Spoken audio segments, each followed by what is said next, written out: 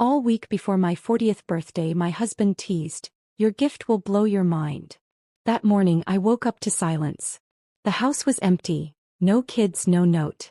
By noon, Instagram showed them at a Dubai luxury resort. My daughter's caption, "Daddy's treating us since mom's boring anyway." I didn't react. 2 hours later, my WhatsApp blew up, desperate messages begging me. I stared at my phone in disbelief. 127 missed calls from Caleb. Not a single one had disturbed the silence of my empty house. I'd switched to Do Not Disturb mode the moment I saw Emma's Instagram post. My thumb hovered over the WhatsApp notification showing dozens of unread messages, all from him. The most recent one caught my eye. "Please, Michaela. Answer the phone. I'm begging you." I smiled. The begging had started exactly 37 minutes after I'd forwarded the security footage to Richard. 37 minutes. That's how long it took for Caleb's perfect world to crumble, for his corporate email access to be revoked, for his career to implode. My 40th birthday gift to myself. Justice. But let me back up. Let me tell you how this all began just 7 hours earlier. For a week, Caleb had been teasing me about my birthday. "Your gift will blow your mind," he'd whisper, kissing my cheek each morning before leaving for work. Last night he'd been especially affectionate, bringing home my favorite takeout, opening a bottle of wine, and telling the kids to let me sleep in for my big day. I'd lain awake long after he started snoring, thinking about our 17 years of marriage. College sweethearts who'd built a life together. His rise through the corporate ranks at Sullivan and Pierce Investment Group. My decision to pause my legal career when Emma was born. The beautiful Atlanta suburb home we'd saved for, family vacations at the beach every summer. I touched the delicate necklace he'd given me for our anniversary last month, wondering if my milestone birthday gift would be similarly thoughtful. The house was eerily quiet when I finally woke up. No sounds of Jake playing video games too loudly. No Emma's music thumping through the walls. No smell of Caleb's coffee or the special birthday breakfast he'd promised. "Caleb." I called out, my voice bouncing off the walls of our master bedroom. His side of the bed was cold, he'd been gone for hours. I slipped on my robe and padded down the hallway. "Emma?" "Jake." I pushed open their bedroom doors to find perfectly made beds, unusual for my teenagers, and conspicuously empty closets. My heart rate quickened as I hurried downstairs, calling their names with increasing urgency. The kitchen was immaculate, untouched. I opened the refrigerator and found the ingredients Caleb had purchased yesterday: fresh strawberries, cream cheese, the special brioche bread I loved, still in their packaging. My birthday breakfast never made. That's when I noticed 3 toothbrushes missing from the family bathroom. Luggage gone from the hall closet. My children's favorite shoes absent from the entryway rack. I sank onto a kitchen stool, surrounded by family photos that suddenly seemed to mock me. The 6 of us at Disney World last year. Caleb's parents had joined us. Emma winning her debate championship. Jake with his science fair project. Family portraits where we all smiled like we meant it. My phone chimed from upstairs and I raced to retrieve it, hoping for an explanation. There were birthday wishes from college friends, my parents, coworkers from my old firm. Nothing from my husband. Nothing from my children. I texted Caleb, "Where are you guys?" The message showed as delivered. No response. I tried Emma. "Honey, where did everyone go?" "Mom." Blue dots appeared, she'd seen it, then disappeared. No reply. Jake would answer me. Sweet Jake, who still hugged me in front of his friends. "Jake, please tell me what's happening." Read. No response. My hands shook as I opened Instagram. Emma lived on the platform. My breath caught as her latest post loaded. There they were.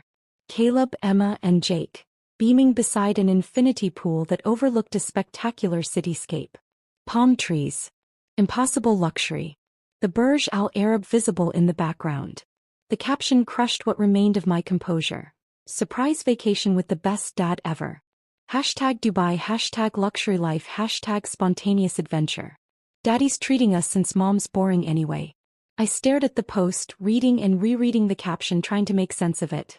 Daddy's treating us since mom's boring anyway. My daughter's words. My husband's smile. My family celebrating halfway around the world without me. On my 40th birthday. I scrolled through more photos. Them boarding a first-class flight. Checking into a resort suite with views that probably cost more than our monthly mortgage.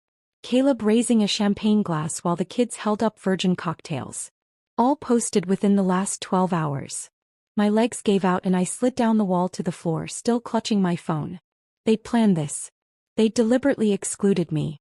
For the next hour, I moved through our house like a ghost, touching familiar objects as if to confirm they were real.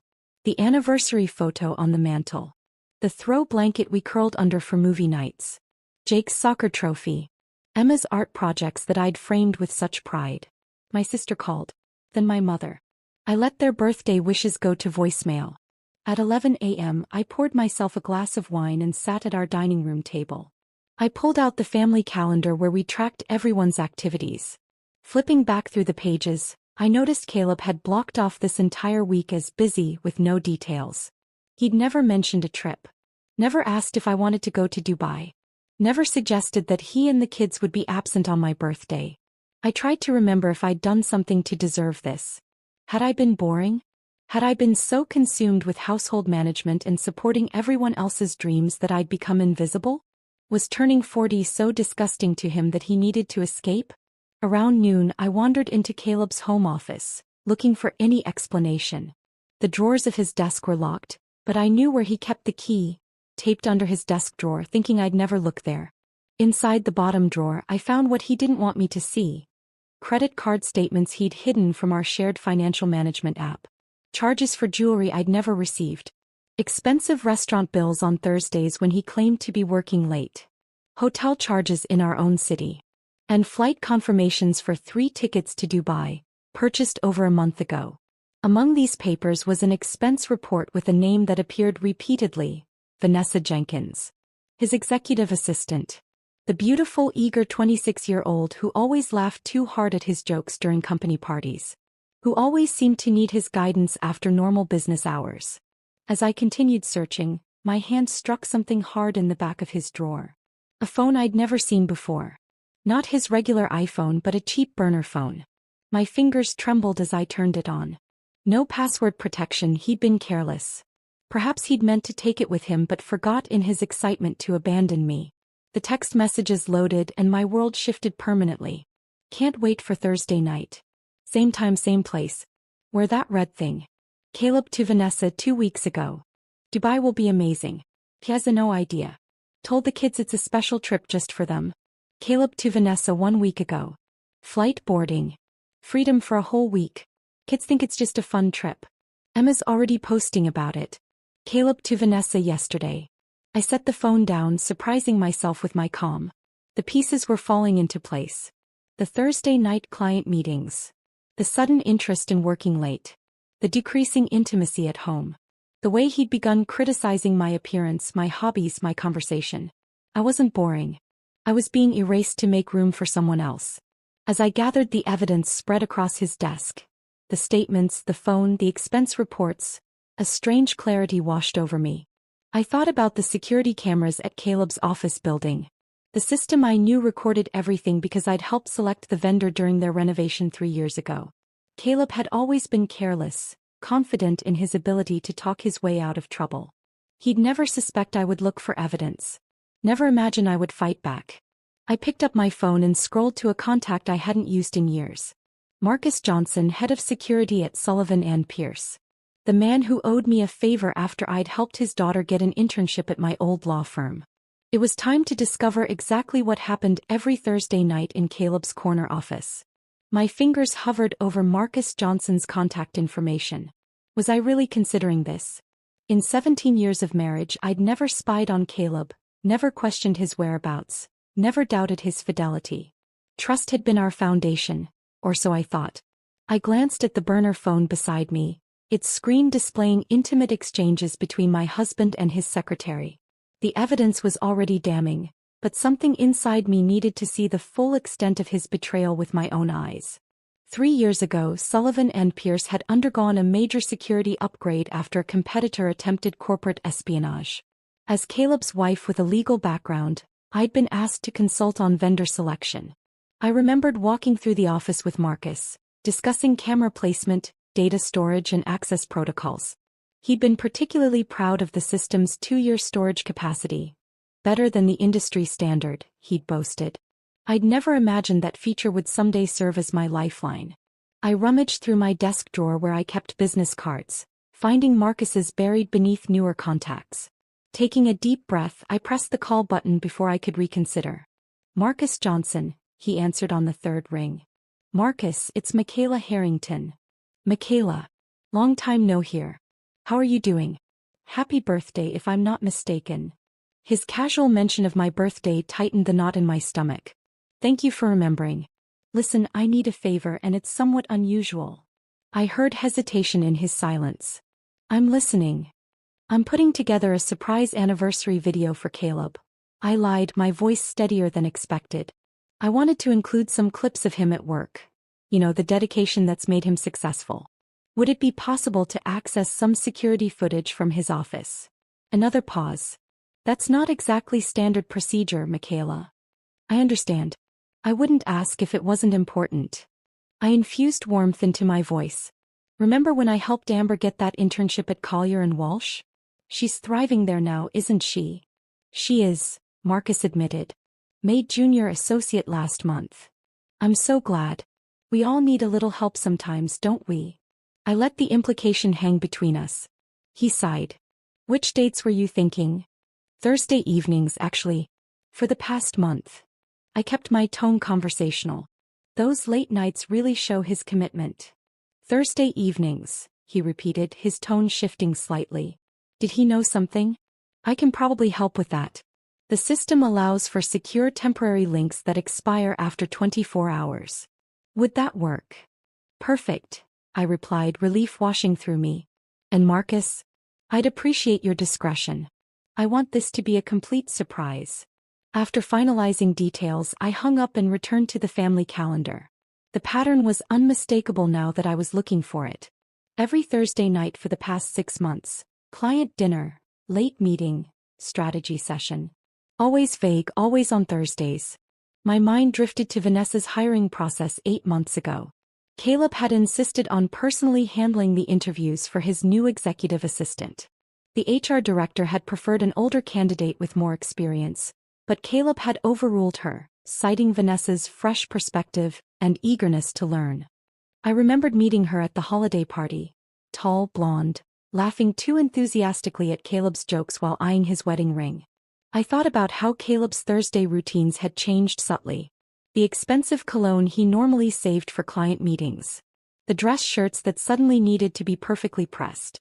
The later returns home, always with the faint scent of alcohol and excuses about networking. And his comments about me had shifted too. Small criticisms about my comfortable clothes. Suggestions that I should color my graying hair. Questions about when I might get back in shape. Each remark delivered with a smile but landing like tiny daggers. All while Vanessa received jewelry I never saw and dinners I never enjoyed. My laptop chimed with an email notification from Marcus. A secure link and temporary password had arrived sooner than expected. I poured another glass of wine and closed the blinds in my home office, creating a cocoon of privacy before clicking the link. The security system interface was intuitive, with a calendar and floor plan allowing me to select specific dates, times, and cameras. I chose last Thursday, 7 p.m. and the camera outside Caleb's office. The footage appeared instantly. I watched as most employees filed out for the evening. The timestamp showed 7:43 p.m. when Vanessa returned from the break room carrying 2 glasses of wine. She entered Caleb's office without knocking. I switched to the interior camera. My husband greeted his secretary with a familiarity that made my stomach turn. Their conversation started professionally enough. Budget reports, client meetings. But their body language told a different story. They sat too close on his office couch, their shoulders touching, hands brushing when passing documents. At 8:16 p.m. he kissed her. Not a tentative first kiss but a practiced, passionate embrace that spoke of established intimacy. I felt oddly detached as I watched them on his office couch. The same man who had claimed headaches and exhaustion when I initiated intimacy at home. Their encounter was both hurried and familiar, suggesting a well-established routine. Afterward, as they straightened their clothing, their conversation turned to Dubai. She has no idea? Vanessa asked, examining herself in a compact mirror. Caleb laughed. None. Thinks I'm planning some special birthday surprise at home. Well, you are surprising her. Vanessa's smile was cold. Just not the way she expects. The kids are excited. Emma's totally on board. She thinks her mom's boring anyway. Typical teenage stuff but useful. And you're sure she won't cause problems while you're gone? No surprise investigations. My husband's dismissive snort pierced my heart. Michaela? Please. She's too busy with her book club and grocery shopping to notice anything. She stopped being interesting years ago. I watched in stunned silence as Vanessa opened a small jewelry box. The purchase I'd seen on his credit card statement, revealing a diamond bracelet that matched the necklace Caleb had given me for our anniversary. It's beautiful, she breathed, trying it on. Only the best for you, he promised, kissing her again. And when I get back from Dubai, we'll discuss your promotion. I forced myself to watch 3 more Thursdays documenting times, dates and conversations. Each recording revealed more betrayals. Discussions about my predictability, plans made using our family funds, jokes at my expense. By the time I finished reviewing the footage, my phone had accumulated 12 new notifications. Caleb had sent photos of their Dubai breakfast, the hotel suite, the children enjoying the pool. Emma had finally texted a half-hearted, "Happy birthday, Mom." 6 hours into my supposed special day. I ignored them all. Instead, I created a new folder on my laptop labeled Evidence. I downloaded key segments of the security footage, carefully documented the credit card statements, photographed the text messages from the burner phone, and compiled a timeline of Caleb's deceptions. For hours I worked methodically, my legal training resurfacing as I built an airtight case against my husband. The pain had transformed into something colder, more focused. I remembered Caleb once mentioning Sullivan and Pierce's strict morality clause for executives, designed to protect the firm's reputation with wealthy, conservative clients. A clause that specifically prohibited romantic relationships with subordinates. A clause that required immediate termination if violated. I knew exactly where to aim. Not at his heart, he clearly didn't have one, but at what he truly valued. His position, his power, his reputation. By sunset on my 40th birthday, abandoned by my family but armed with irrefutable evidence, I had formulated my response. I would not cry. I would not beg. I would not create a scene. I would simply show Richard Barnes, the managing partner at Sullivan and Pierce, exactly what kind of man he had made partner. And then I would wait for my phone to ring. I slept surprisingly well that night. The house's emptiness, once devastating, now felt like a sanctuary where I could execute my plan without interruption. I woke before my alarm at 5:30 a.m., oddly energized despite everything. The morning sun filtered through my office blinds as I reviewed Sullivan and Pierce's employee handbook. The one Caleb had carelessly left in his desk drawer years ago. Page 42, Section 8.3, Executive Conduct and Morality Clause. I'd highlighted the relevant passages. Executives shall not engage in romantic or sexual relationships with direct subordinates. Violation constitutes grounds for immediate termination. Misuse of company resources for personal affairs represents serious misconduct. I'd practiced corporate law long enough to recognize airtight language when I saw it. Richard Barnes had built Sullivan and Pierce's reputation on integrity and conservative values. The firm managed billions for clients who expected impeccable behavior from those handling their wealth. Opening my laptop, I drafted an email with the precision I once reserved for legal briefs. No emotional language. No accusations of personal betrayal. Just facts, evidence, and direct references to company policy. To richard.barnes@sullivanpierce.com, Board of Directors at sullivanpierce.com. Subject: Urgent ethics violation, executive suite misconduct. Mr. Barnes and board members, it is with profound regret that I must bring to your attention serious violations of company policy by partner Caleb Harrington. The attached evidence documents. 1. An ongoing inappropriate relationship with executive assistant Vanessa Jenkins. 2. Misuse of company premises for personal activities during business hours. 3. Improper allocation of company funds for personal gifts and expenses. All violations directly contravene Section 8.3 of the Executive Conduct Policy. I've included timestamped security footage, expense reports, and documentation of company resources used to facilitate these activities. As someone who has always respected Sullivan and Pierce's commitment to ethical conduct, I felt obligated to bring these matters to your attention. Respectfully, Michaela Harrington JD. I attached the most damning footage, carefully edited to include only the workplace misconduct and explicit discussions of misusing company funds. I added expense reports Caleb had left in his desk, highlighting charges for jewelry, dinners, and hotel rooms billed as client entertainment. My finger hovered over the send button, but I waited. Timing was crucial. The weekly executive meeting began at 9:15 a.m. every Tuesday. A meeting where all partners and board members gathered to discuss sensitive issues away from staff. Caleb had complained about these meetings for years, calling them old school, because Richard insisted everyone silence their phones and give full attention to the matters at hand. I installed an email tracking extension that would notify me when the message was opened. Then I made a pot of coffee and watched the clock. At precisely 9:15 a.m. as the meeting would be called to order, I clicked send. The notification appeared instantly. Email delivered successfully. By 9:23 a.m. the first read receipt arrived. Then another. Then 5 more in rapid succession.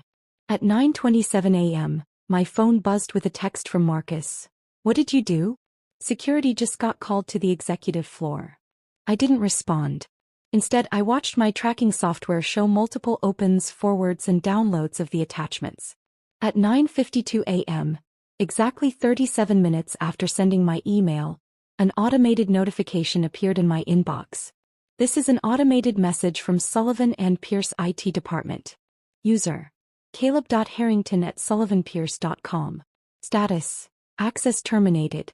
Effective: immediate. Authorization: executive level. My phone vibrated with an app notification from our home security system. I'd installed it years ago so we could monitor the house while traveling. The app also synchronized with Caleb's office security badge, allowing me to track his comings and goings, a feature he'd forgotten about. The notification read, "Office access, executive floor, security override." They were escorting him out. At 10:06 a.m., a brief email arrived from Richard Barnes himself. "Mrs. Harrington, thank you for bringing these matters to our attention. Sullivan and Pierce takes ethics violations with the utmost seriousness. Appropriate action has been taken effective immediately. Should you require any further assistance, please contact my office directly. Richard Barnes, Managing Partner, Sullivan and Pierce Investment Group." I refreshed the company website, navigating to the Our Team page. Caleb's profile, once prominently featured as Rising Star Partner, had vanished, leaving an asymmetrical gap in the leadership grid. At 10:29 a.m., my phone lit up with Caleb's face. The first call. I declined it. He called again. And again. Text messages began flooding in. "What did you do? My access is revoked. Security just escorted me out. Answer your phone right now. This isn't funny, Michaela. Are you trying to ruin us?" With each desperate message, a strange calm settled over me. I silenced the ringer but kept the phone visible on my desk, watching his panic unfold in real time. By noon he had called 63 times. At 12:17 p.m., a notification from Emma appeared. "Mom, what's happening? Dad's freaking out and says we have to leave. Is everything okay?" Jake texted seconds later. "Mom, are you all right? Dad won't tell us what's wrong, but he's really mad. He's making us pack." I didn't answer them either. Not yet. The calls continued. 77, 92, 108. By 2 p.m., Caleb had called 127 times. His WhatsApp messages grew increasingly frantic. "Please, Michaela. Answer the phone. I'm begging you. Whatever you think happened, we can fix this. Think about the kids. Think about our family. I've been locked out of everything. Corporate accounts, email, building access. Richard won't even speak to me. What did you tell them?" The last message made me smile. He still didn't know exactly what I'd done. He couldn't comprehend that I'd had access to everything. The security footage, the expense accounts, the text messages with Vanessa. While his messages accumulated, I moved through our house with purpose. I gathered Caleb's personal items, his beloved college football trophies, family photos, the expensive watches he collected, and packed them methodically into cardboard boxes labeled simply Caleb's items. I contacted my friend Stephanie, who had remained a practicing attorney when I'd stepped back from my career. "I need an emergency consultation," I told her. "Marriage dissolution under circumstances of infidelity, financial misconduct, and abandonment." "Michaela? What's happened?" Her voice filled with concern. "I'll explain everything when we meet. How soon can you file paperwork to freeze joint assets? If it's emergency circumstances by end of day. Are you safe?" The question surprised me. "I'm perfectly safe. And for the first time in years I'm seeing clearly." After arranging a meeting for the following morning, I called a locksmith who arrived within the hour. I had all exterior locks changed and reprogrammed our smart home security system with new codes. I contacted our bank and placed a temporary freeze on our joint accounts, citing potential fraudulent activity. Each action methodically dismantled the control Caleb had maintained over our shared life. By late afternoon, Emma called instead of texting. I watched my daughter's name flash on the screen but didn't answer. They had chosen their side that morning. They could wait in uncertainty a little longer. As sunset painted my empty house in golden hues, I sat in what had been our shared bedroom and felt something unexpected. Power. Not just anger or vengeance but genuine power. For 17 years, I'd shaped myself around Caleb's needs, desires, and ambitions. I'd set aside my career, managed his home, raised his children, maintained his social calendar, and believed his lies. But now, as his desperate messages continued to light up my phone, I held all the control. Each frantic call confirmed my new reality. Each pleading text reinforced the shift in our dynamic. I was no longer the boring wife to be discarded on her birthday. I was the woman who had destroyed everything he valued in a single, perfectly executed move. And I wasn't finished yet. I spent the evening monitoring their desperate journey home. Emma's Instagram story updates created a digital breadcrumb trail of their hasty retreat. A confused selfie at the resort with the caption "Vacation cut short, sad face," followed by a picture of packed suitcases tagged "sudden change of plans." Jake, typically less active on social media, posted a rare airport selfie. His expression was solemn, his eyes reflecting a confusion that twisted my heart. "Heading home early. Not sure why," his caption read, the simplicity carrying an unintentional weight. Through our family location sharing app. Something Caleb had insisted on for safety, but had forgotten to disable. I watched their digital avatars move from the resort to Dubai International Airport. Caleb's frantic calls had decreased, replaced by urgent messages about flight availability and connection issues. "No direct flights. Have to connect through London. Will be delayed. Kids are asking questions I can't answer. Answer your damn phone, Michaela." I tracked their progress across continents, calculating their approximate arrival time. 22 hours of travel including connections and delays. Nearly a full day for Caleb to spiral further into panic while confined in airplane cabins with our increasingly suspicious children. I'd spent the day with Stephanie, my attorney friend, preparing for their return. "You've got him dead to rights," she'd said, reviewing the evidence. "The prenup has an infidelity clause he's clearly violated, plus the commingling of assets for personal indiscretions. We'll file first thing tomorrow." Now, as night fell on the day after my birthday, I positioned myself on our front porch, a folder of selected evidence on my lap. The porch light cast dramatic shadows across the immaculate landscaping Caleb had always been so proud of. Our neighborhood was quiet, most families already settled in for the evening, unaware of the confrontation about to unfold.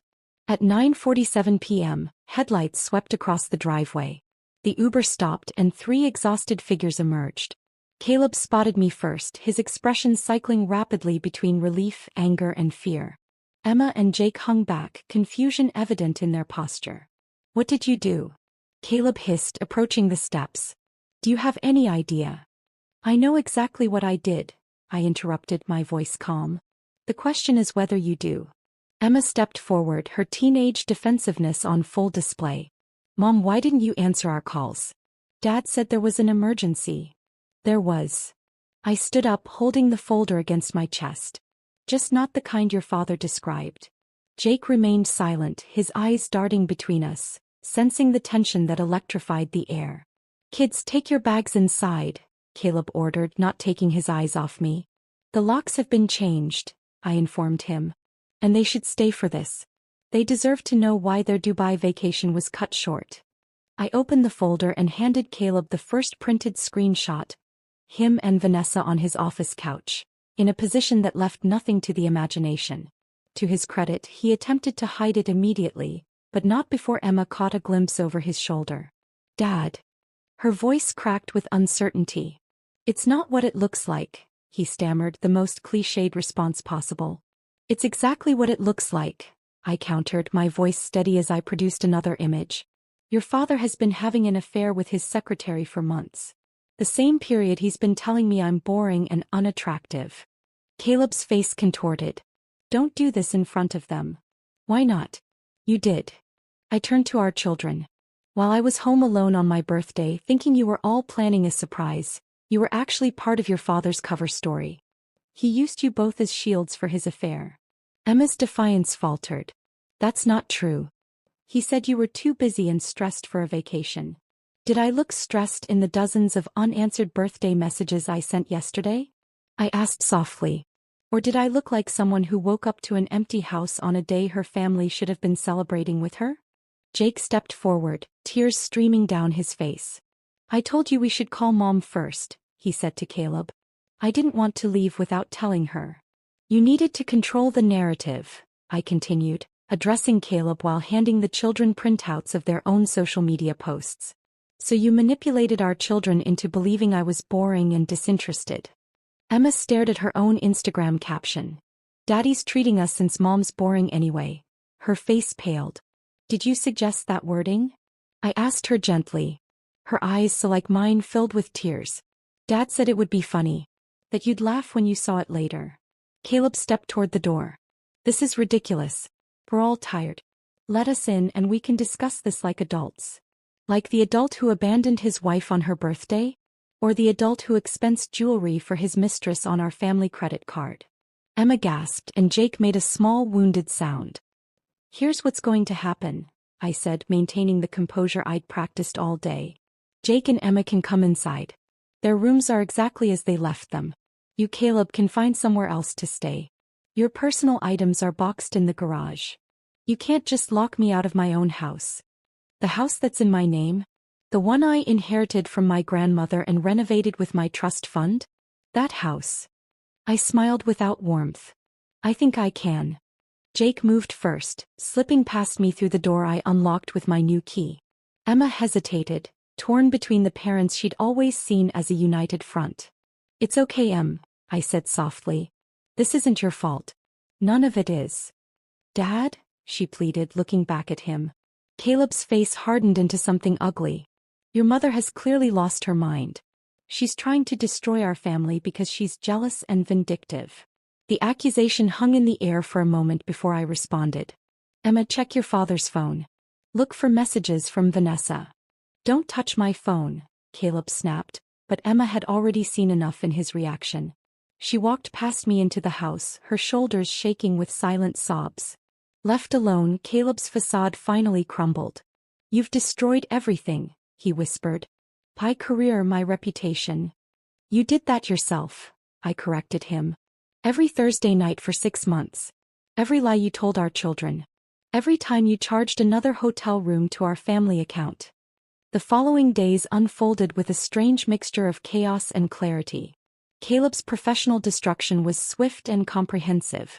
Richard Barnes personally called to inform me that several major clients had requested transfers to different partners upon learning of Caleb's departure. The investment community is small, Richard explained. Word travels fast. Vanessa quietly accepted a settlement and resignation agreement, vanishing from Caleb's life as quickly as she'd entered it. Without his position, power, or expense account, she'd found greener pastures. Caleb's colleagues, men who had dined in our home, whose children had played with ours, avoided him publicly. His business calls went unanswered. Country club memberships were quietly revoked. The carefully constructed professional network he'd spent decades building collapsed under the weight of scandal and poor judgment. Meanwhile, Emma and Jake processed their own betrayal. Emma's initial defense of her father had dissolved once she understood how he'd manipulated her against me. He kept saying you were probably glad for the break, she confessed, her voice small. That you never really enjoyed family vacations anyway. Jake's reaction was rawer, less complicated by teenage rebellion. I didn't want to go without you, he repeated, clinging to me like he had as a much younger child. It felt wrong the whole time. Through it all, I found strength I didn't know I possessed. I comforted my children despite my own wounds, assuring them that the divorce wasn't their fault, that they didn't need to choose sides, that my love for them remained unshaken. 1 week after my birthday, Stephanie and I met Caleb and his hastily obtained lawyer at her office. She presented him with divorce papers, along with a detailed accounting of his misconduct. The prenuptial agreement Mrs. Harrington signed includes clear provisions regarding infidelity, Stephanie explained clinically.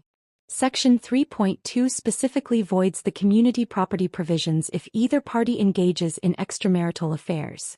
Caleb's lawyer flipped through the document with growing concern.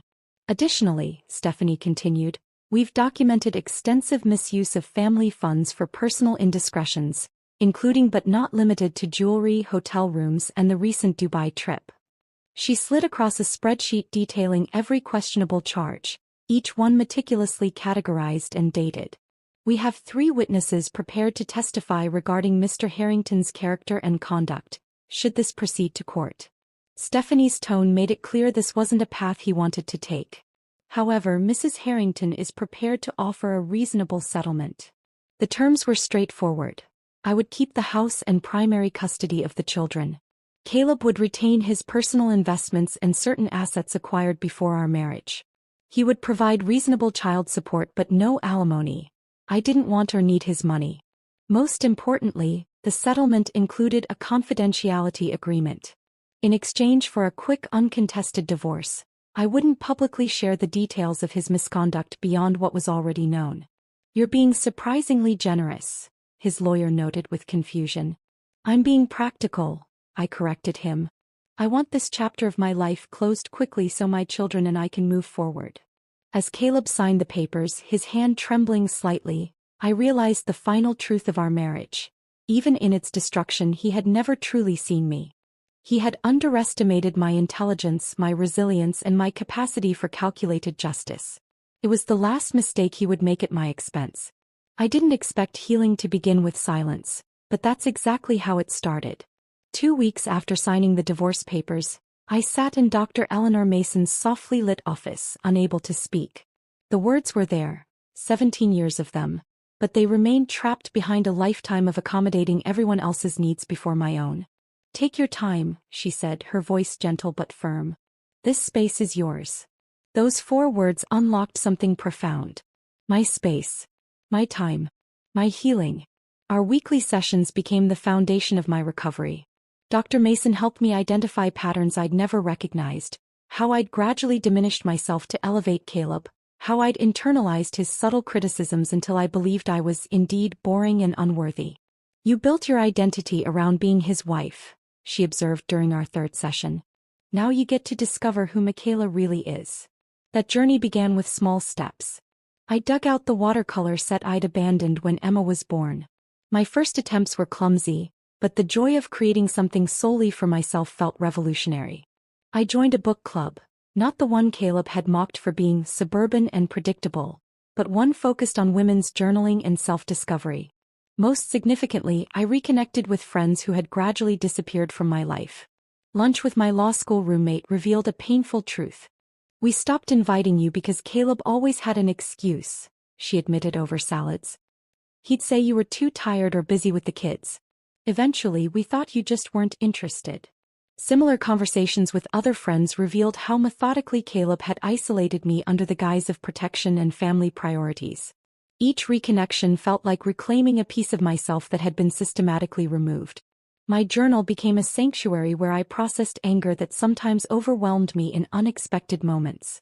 Today I found his old running shoes in the garage and threw them in the trash. I wrote one evening. Then I felt guilty and retrieved them. Then I felt angry for feeling guilty and threw them out again. Progress isn't linear. The children's healing progressed alongside mine. Emma, initially devastated by her unwitting role in Caleb's deception, withdrew into herself. Jake became clingy, afraid I might disappear if he didn't keep me in sight. Their mandatory visits with Caleb, now living in a downtown apartment, often ended with emotional aftershocks that reverberated through our home. I established new family traditions to replace ones tainted by betrayal. Our Friday movie nights, once curated by Caleb who controlled the selections, transformed into a democratic process where everyone got equal votes. Sunday brunches, previously rushed affairs before Caleb's golf games, became leisurely gatherings where conversation flowed freely. Family counseling provided a neutral space for Emma and Jake to express their complicated emotions. "I'm mad at Dad, but I still love him," Jake confessed during one session. "Does that make me disloyal to Mom?" "Love isn't a finite resource," our counselor explained. "Loving your father doesn't diminish your love for your mother." Emma's healing was more complex, her teenage identity intertwined with her perception of our family. "You're different now," she observed one evening as we prepared dinner together. "Another new tradition. You laugh more." "I'm remembering who I was," I told her, "and discovering who I can be." "I'm sorry about that Instagram caption," she whispered, her voice catching. "I would never have posted that if I'd known." I pulled her into an embrace. "I know, sweetheart. We were all manipulated in different ways." This new vulnerability between us, my willingness to share appropriate aspects of my own healing journey, strengthened our bond in ways I hadn't anticipated. My children began to see me as a whole person, not just their mother, and that perspective shift created space for authentic connection. 3 months after the divorce filing, Richard Barnes called with an unexpected proposition. "Sullivan and Pierce is establishing a new ethics compliance division," he explained. "Given your legal background and unique perspective on executive misconduct, we'd like to discuss a potential role." The irony wasn't lost on me. The firm that had once been the site of my deepest betrayal was now offering professional redemption. "I'm not interested in being a cautionary tale," I told him frankly. "That's exactly why you're perfect for this," Richard countered. "You understand the human cost of ethical breaches. And frankly, several of our female executives specifically requested your involvement." After careful consideration and discussions with my therapist, I accepted an interview. Walking into Sullivan and Pierce's headquarters felt surreal, but also empowering. I was no longer Caleb Harrington's wife but Michaela Harrington J.D., professional in my own right. The position they offered was tailor-made. Flexible hours that accommodated my family responsibilities, challenging work that utilized my legal expertise, and the opportunity to develop policies that might prevent others from experiencing what I had endured. After completing refresher certifications in corporate compliance law, I stepped back into professional life with a confidence I hadn't felt in decades. 6 months after my ruined 40th birthday, I faced Caleb for the final divorce proceeding. The man who entered the conference room barely resembled the husband I'd known. His designer clothes hung loosely on his frame, gray had appeared at his temples, and the charming confidence that once defined him had vanished. "You look well," he offered, his tone suggesting surprise. "I am well," I replied simply. As our attorneys finalized the agreement, Caleb attempted one last manipulation. "I've been doing a lot of thinking," he began, his voice lowered for privacy. "We built a life together, Michaela. 17 years. The kids need stability. Maybe we could consider counseling, a fresh start." I cut him off gently but firmly. "There's no going back, Caleb. Is this really what you want?" His voice held a dangerous edge. "To tear apart our family over one mistake?" I met his gaze directly. "This is what you created. I'm simply moving forward." Before leaving, I placed a small velvet box on the table between us. Inside was the anniversary necklace he'd given me, the twin to Vanessa's bracelet. "This doesn't belong to me," I said quietly. "It never did." I walked away without looking back, my attorney's heels clicking alongside mine as we exited the building. Outside, spring sunshine warmed my face. For the first time since my birthday, I felt something close to genuine peace. My 41st birthday arrived on a perfect April morning. No elaborate promises, no mysterious hints about mind-blowing gifts. Instead, Jake knocked on my bedroom door at a reasonable hour, proudly carrying slightly burned toast and fresh coffee. "Emma's decorating downstairs," he whispered conspiratorially. "She made me promise not to tell you." Downstairs, my daughter had transformed our dining room with handmade paper flowers and a banner she'd clearly stayed up late creating. Mom's rebirth day, it proclaimed in glittering letters. My parents arrived bearing favorite childhood dishes. Friends came with thoughtful gifts that celebrated my rediscovered passions. Art supplies, books, hiking gear for the weekend trips I'd begun taking with a women's outdoor group. My sister brought photo albums from before I'd met Caleb, visual reminders of the vibrant, ambitious woman I'd once been and was becoming again. As Emma carried out the cake she'd baked herself, chocolate with buttercream frosting, my favorite rather than Caleb's preferred carrot cake we'd had for years, I felt tears welling. "I'd like to make a toast," I said, raising my glass. "To lessons learned the hard way. To resilience found in broken places. And to all of you who helped me remember that life's most valuable gift is authenticity." Later, as guests departed and my children cleared away plates, I stepped onto the back porch of the home that was truly mine now. The garden I'd planted in the weeks after the divorce was beginning to bloom, new growth emerging from freshly turned soil. Like me, I thought, watching the sunset paint the sky in brilliant colors. This wasn't the life I'd planned. The journey here had been painful beyond imagination. But standing in my garden, surrounded by people who valued me for exactly who I was, I realized that Caleb had accidentally kept his promise after all. My 40th birthday gift had indeed blown my mind, just not in the way anyone expected. It had shattered the comfortable illusions I'd lived within and forced me to rebuild something authentic from the ruins. And that painful gift of truth had ultimately set me free.